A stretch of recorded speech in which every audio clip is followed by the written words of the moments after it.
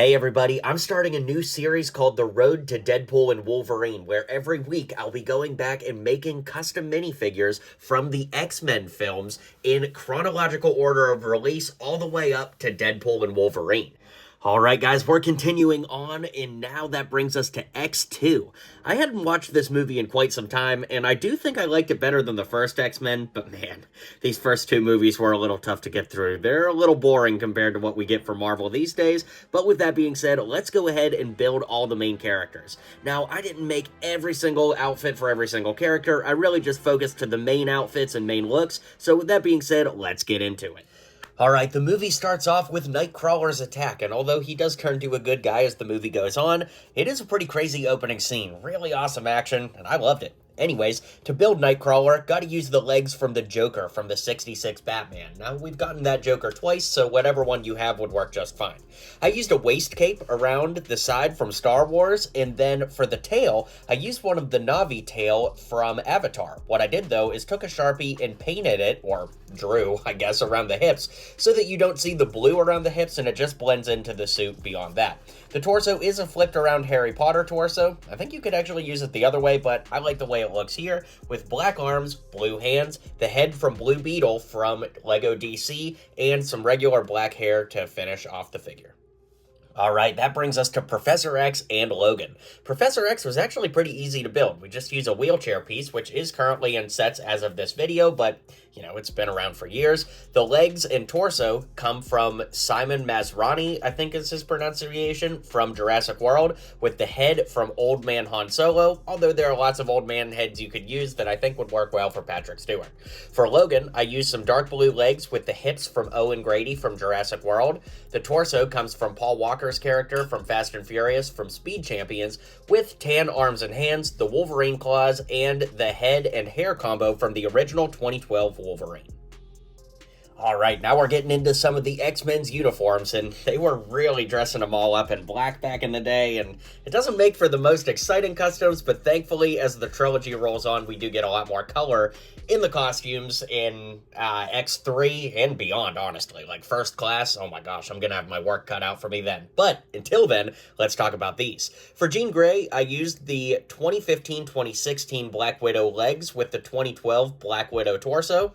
The head comes from April O'Neil from the TMNT movie minifig, and the hair, which I think is perfect, comes from the character Brick from Incredibles 2. For Storm, I used the torso and legs from the most modern version of Black Widow from Age of Ultron, with the hands, head, and hair from Storm from the 2014 X-Men set, and one of the short Mandalorian capes that hugs the body a little closer and I think works really well for this look. For Cyclops, unfortunately, the head I'm using is still the head from the 2014 Cyclops. Now, don't get me wrong, you could use the head from the 2023, or no, I guess it's 2024 now, Cyclops from X-Men 97. The only thing about that is that one would be a lighter blue, and this one's a darker blue, which kind of helps match the black of the outfit. Now, he doesn't actually have, like, a head mask or anything like that in the movie, but unfortunately, I do think that it's the best, purest head we have as of this video, so that's what I'm going with here.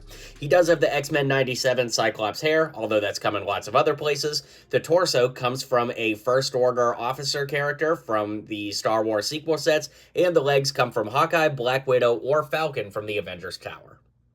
Alright, let's make some villains. We've got William Stryker, Magneto, and Mystique. For Mystique, it's the same design from last week from the X-Men showcase, where I used the head from Ayla Secura and the torso from Hydro Man from Spider-Man Far From Home, with this classic red hair from the, just classic town sets, and I got arms and legs to match. For Stryker, I used the torso and legs from, oh gosh, what is that guy's name? Rain or something like that from Jurassic World Dominion. Rain Delacourt, that's it. Wow. I don't know why I skipped on that and how I remembered it. It's a miracle. The head comes from Alfred from the Lego Batman movie with some pushed back brown hair. And for Magneto, I used a torso from a First Order officer with black legs, tan hands, the head from Doctor Who, and a classic Magneto helmet from 2012 or 2014 with the cape from Jafar, which is actually a little bit of a skinnier cape with black on the outside and red on the inside, which is literally perfect for Magneto's cape in this movie. Alright, now that brings us to Pyro, Rogue, and Iceman. These were actually pretty simple to put together. Iceman used the flipped around torso from Agent 13 from Captain America Civil War with black hands and arms, and then the blue power blast for his ice powers with black legs, and the head and hair combo from Hawkeye from Avengers Tower. And basically it's the same as the CMF version of Hawkeye as well. For Rogue, I used the new version of Black Widow, like the 2023 version, also came in Avengers Tower and all that, with black legs, black arms, black hands, the modern head that's come on so many female characters, such as Black Widow, as well as this hair, which comes from that Harry Potter woman, which her name is escaping me, but I'm sure somebody in the comments will correct me. Then I used some spiky, kind of like dirty blonde hair with the head from Luke Skywalker, the torso from Knight Rider, some brown legs, and some orange power blasts for Pyro.